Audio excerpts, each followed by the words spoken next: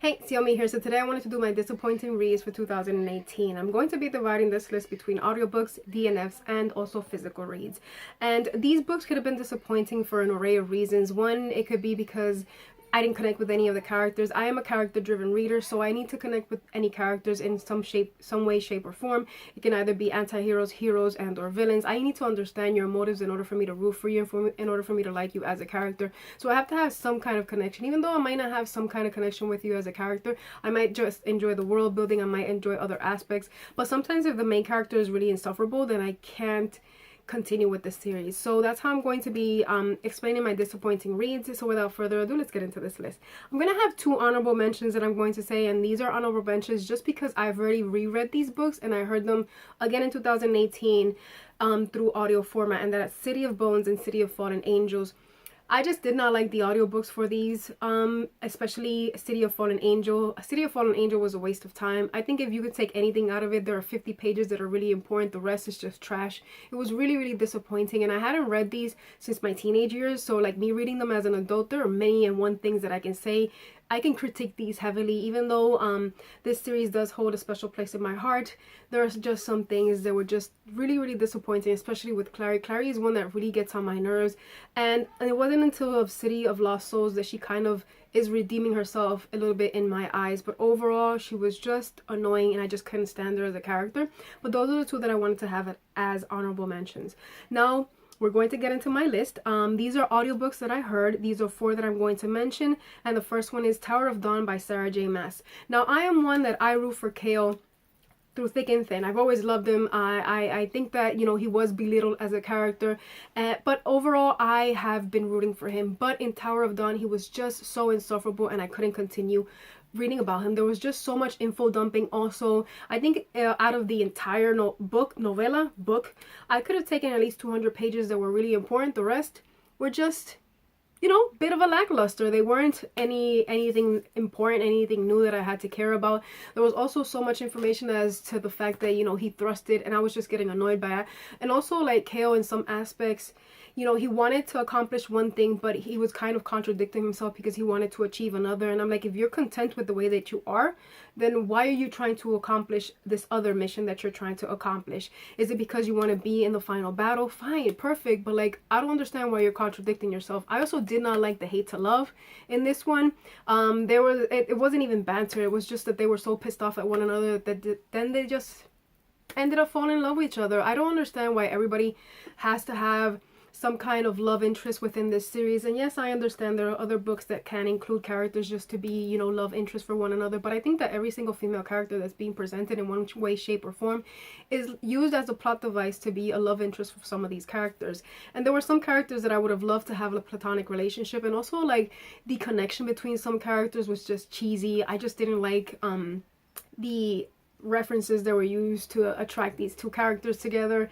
I was just really annoyed by a lot of things. I thought that a lot of things dragged, and you know, it was sad to read. Well, obviously here because I was hearing it. The next one that I'm going to be speaking about is Shatter Me. I have a lot of things to say about Shatter Me, but because of spoilers, I'm not going to say. But what I can tell you is that I didn't like Juliet, and yes, I can understand that she's going to grow throughout the entire series, but she was just so annoying in this one. The woman is insane. There's a chapter there that I was just like, what? There's also Warner.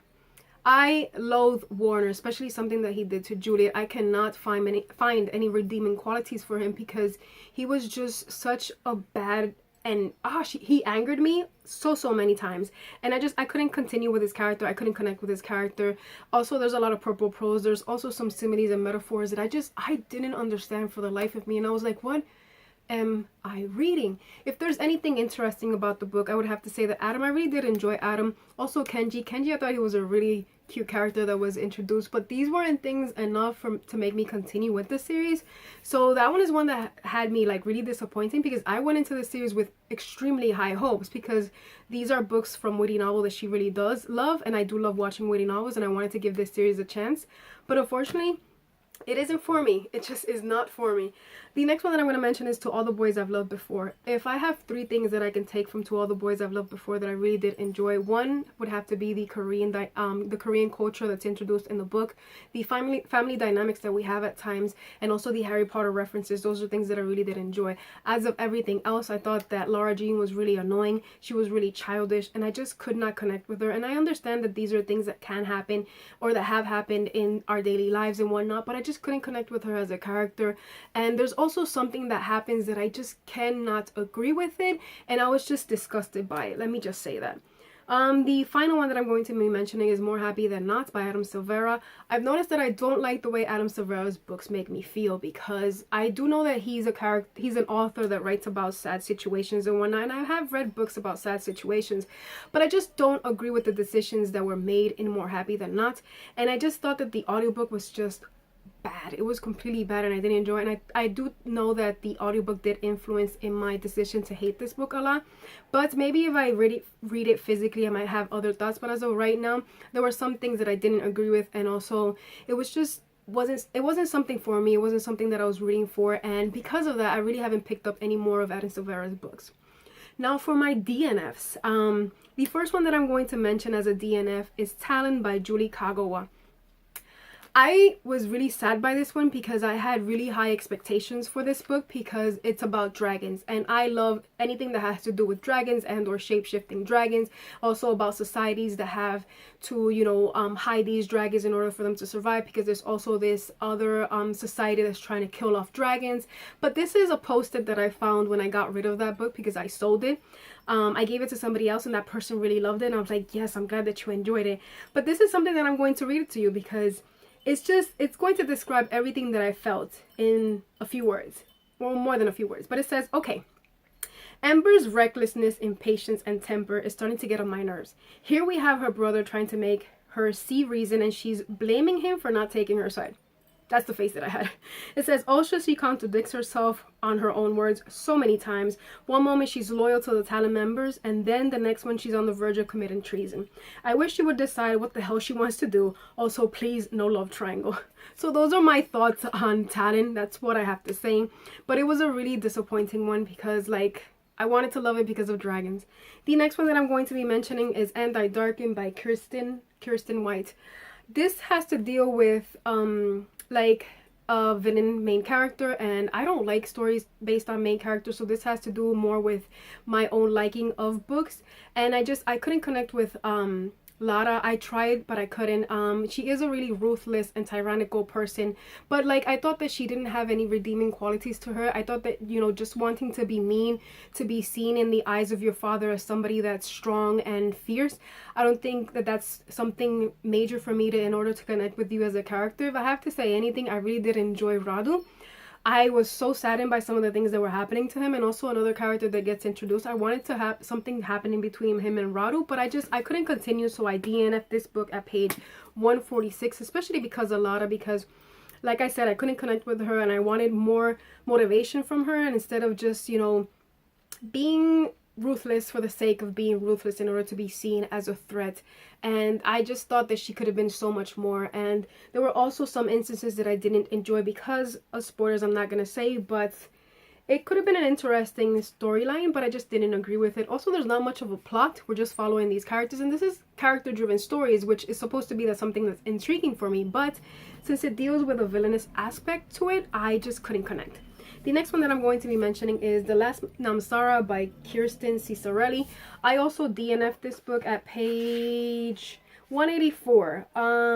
There are a lot of things that I have to say about this one, and this one was sad also because it deals with dragons, and the history about dragons was something that really did intrigue me. Unfortunately, the main character was really insufferable. She was annoying, and I didn't like how she was just so stupid and careless sometimes, and like, it's like every single 5 minutes she was doing something stupid, doing something reckless, getting in trouble, and she had to accomplish some things, and like, she was always like getting into situations that she wasn't supposed to get in. So I couldn't connect because of that, but I really did enjoy the dragon aspect to it. I still have the bookmark in there because I do want to give these 3 books and the next one that I'm going to mention, you know, another chance in 2019. Who knows, maybe there might be aspects that are intriguing near towards the end, because it can happen. But as of right now, nothing continued to be interesting in the sense of our main character, and I just couldn't connect with her, and that's why I ended up DNFing it, because I was rolling my eyes too much. Especially we have a Namsara that is okay. I had to hit pause there for a minute, but I apologize. We're gonna get right back into this. The other one that I DNF'd was The Poppy War by R.F. Kuang. I do understand that this book has a lot of YA tropes in the beginning, but I just couldn't continue because they were just so annoying, and I thought that the main character also didn't have any drive to her, and just wanting to be, you know, be seen as a person that has a lot of power was something that was really annoying. And I thought that the aspects were really interesting, because here we follow an orphan girl and she is accepted into this school, but obviously you have to train in order to be accepted into this school. I also didn't like that, you know, the fact that she bested a lot of people that were better than her, people that had been training since they wore diapers, you know, and there were a lot of things that I didn't like. Also the one trope, I think that it wasn't really done that well, and the fact that we have like a teacher that teaches her certain aspects, that he's known as the like the dumb teacher in the school, and then he becomes somebody that knows a lot more than he's supposed to know. I just thought that there are a lot of things that were really eye-rolling, and I couldn't connect with the main character, so I DNF'd this book at page 236. I want to continue. I want to give it another try, but maybe in 2019. I don't know as of yet. But also there's fantasy woven into this story. That's something that I wasn't expecting. I don't know why, but I was not expecting that. But there is fantasy woven within it, and I thought this was going to be a standalone. There's going to be a continuation in the series. So as of right now, there's nothing compelling me to continue, but maybe something might change in 2019. So we're going to hope for the best. And the next ones that I'm going to be speaking about are ones that really do sadden me a bit, but you know, we're just gonna speak about them. First one is Blue Lily Lily Blue by Maggie Stiefvater. First of all, this series is just a weird ass series. The only reason that I'm continuing it is because I like some of the characters. Unfortunately, Blue is not one of them. I think that Blue hasn't done anything redeeming for me yet, and this one, even though the title does have her name, I thought we were gonna have a lot more from her, but we don't. And there were a lot of moments that fell flat. There's nothing that I can say that was memorable. There were minor interesting details. I also thought that Gangzi acted a little bit differently. Adam was beginning to redeem himself a lot more in this book. Ronan, I don't know if Ronan was too much in this story, because again, I don't remember too much of it. I know I gave it 3 out of 5 stars, but a lot of things, you know, just felt like an afterthought, and that was something that was really sad. But I am continuing with the series right now. I'm on the Raven King. Oh my goodness. After the 100-page mark is when I can say that really gets interesting, but I can't give you too many information about that one because I haven't finished it. The next one that I'm going to be speaking about is Ronit and Hamil by Pamela L. Lanskin. This was supposed to be something that I was really intrigued by, but unfortunately what the author wanted to do with this book fell flat, because here we have a story that follows an Israeli girl and a Palestinian boy, and there are a lot of things that sound interesting, especially the topics that she wants to speak about, and they just were pointless in the end, because you have at least 3 or 4 lines that are stanzas. You might have a couplet in another page, so there's not much information because this is told in verse. Unfortunately, it fell flat to what it wanted to deliver. I thought if it would have had a narrative format, it would have been better to include all that information, and also it has Romeo and Juliet aspects to it, but there was nothing redeeming about this book. It is a quick read, so I'm gonna say that, but what I wanted for it to have within it was just, it was lacking in a lot of things. And it's just, even though it had serious political issues that I wanted to deal with, just the story per se didn't grab my attention, and I was rolling my eyes one too many times, and I don't know, I couldn't continue with it. Even though I did finish it, it was just like it left me wanting so much more. And you know, I don't think that's something you should get from a book. I think you should get like all the aspects from it in the book, and like wanting to know more about the characters, what they're going to do in the end. But that one didn't give me that, and that's something that I was really sad by that one, because I was really anticipating it. The next one that I'm going to be speaking about is Leah and the Offbeat by Becky Albertalli. There's a lot of things that I can say about this one. I can't because of spoilers, but I will say the following. Leah was insufferable. I didn't like her in this book at all. I thought that Becky Albertalli with this book, she wanted to explain a lot of things that were mentioned in the movie instead of continuing it or having as a companion novel with Simon versus the Homo sapiens agenda. I just didn't also like Leah when she told a specific character that you have to be one thing, you can't be what you think you are, and who is she to say what you're supposed to be? You know, if you identify yourself as this kind of person, then you're that until you actually discover who you want to be in life.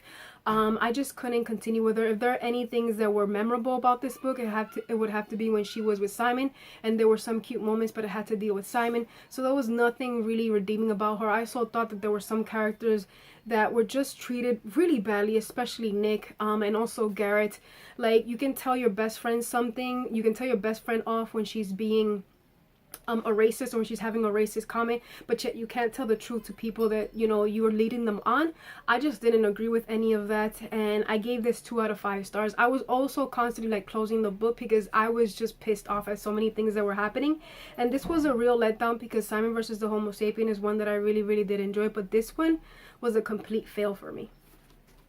The next one that I'm going to be mentioning is also one that was a surprise that it did disappoint me, and that is Shadow and Bone by Leigh Bardugo.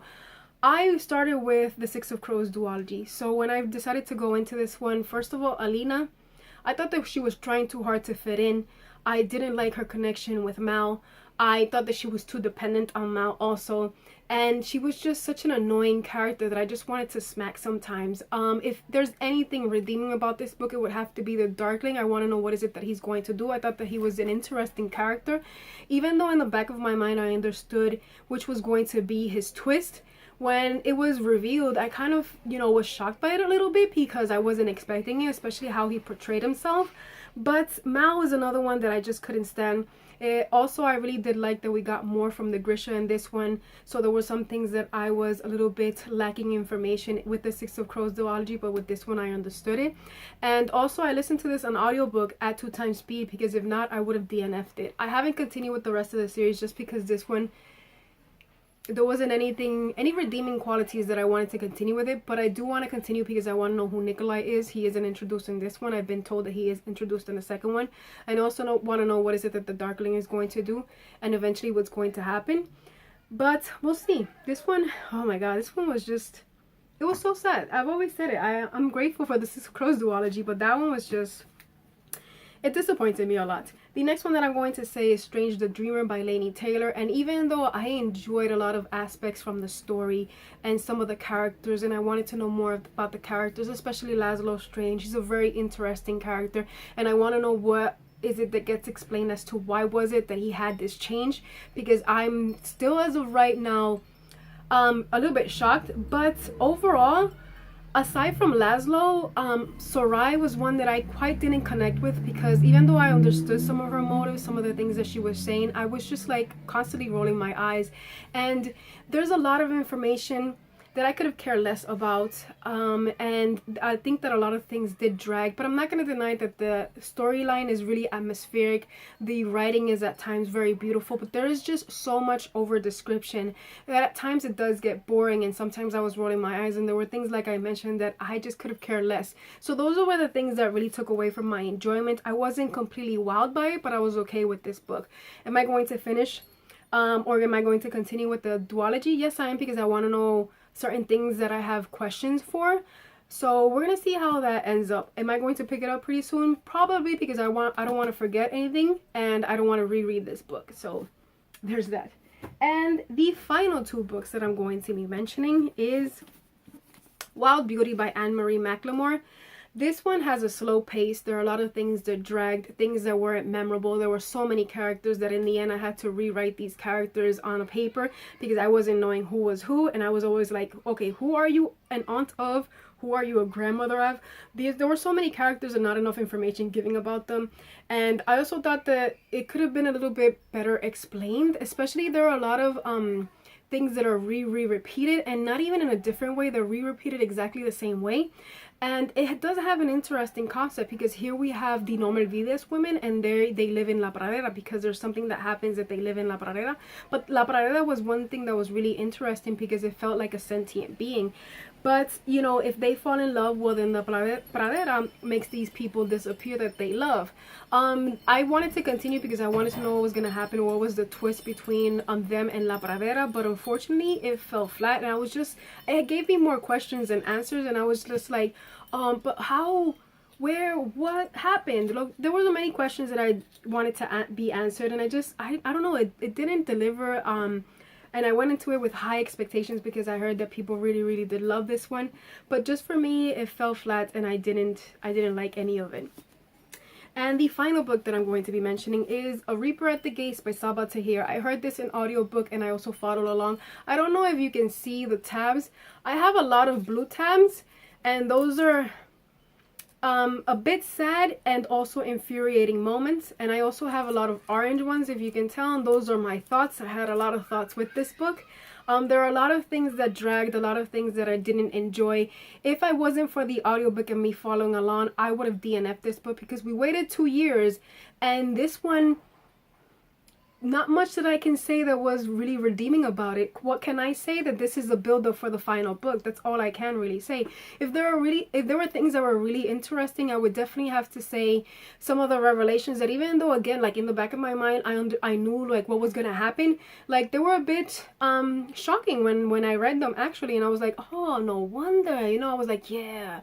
The other one was the prophecy, and like piecing these prophecies together. There are a lot of them that I guessed. There were others that I was a bit hesitant about. But like piecing these things together, that was something that kept me intrigued throughout the story. But I would have to say like the one major character that was the reason why Laya came into this journey is one that was swept under the rug. I thought that he was going to get his own perspective, but his character didn't. And I would have loved to go into his mind because he was tortured. I want to know more from him. I want to know, what is he thinking about? What's going on in his mind? What is he afraid of? I wanted to know a lot more from him than we actually got. I also thought that both Elias and Laya were really reckless. I didn't enjoy some of the things that they were doing, and also Laya contradicted herself a lot. It's like she was saying, oh, I don't want my people to suffer, but yet she wouldn't take up her mantle. And I was like, what did you expect that was going to happen, woman? You know? I also thought that Elias, he accepted something in a torch. I thought that he was going to live up to it in A Reaper. I enjoyed a few things that he did, but there are other things that I was just like, man, like, what are you doing? Look at the things that you're doing. They're having consequences to where you're supposed to be at. And also Helene, I thought that I wanted her to be 10 steps ahead of the commandant. I was just really infuriated at times, and even though there are a lot of plot twists that, you know, when they get actually revealed, you're like, damn, man, I was expecting for them to win, but then something happens and it's just like a smack to the face. But I had a roller coaster of emotions with this book. Some of them were boredom, others were infuriating moments. There were a few shocking moments that I really enjoyed about the book, but overall, it was a huge letdown. I gave this 3 out of 5 stars because, like, we waited so much, and I don't know, there were a lot of things that fell flat for me in this book. But those are all my disappointing reads for 2018. If you want to tell me which was your disappointing read, then feel free and we'll chit chat down below. I want to thank you for watching, and until next time, peace.